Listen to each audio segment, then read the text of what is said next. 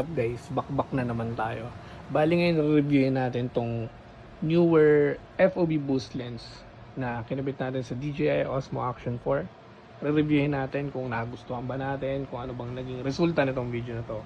Ayun, samahan nyo ako. Let's go!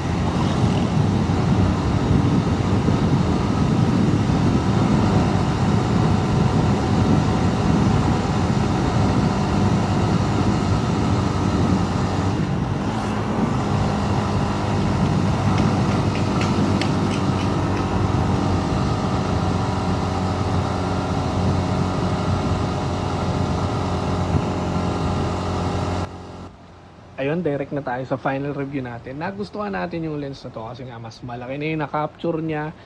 Madali na siyang i-reframe sa 9x16, 16x9, 1x1, 3x4, 4x3 ratio.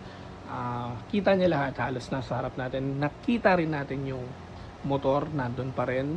Yung half hanggang tangke, kaya pa rin niya makita. Pwede pa natin siya ibaba hanggang bandang tuhod.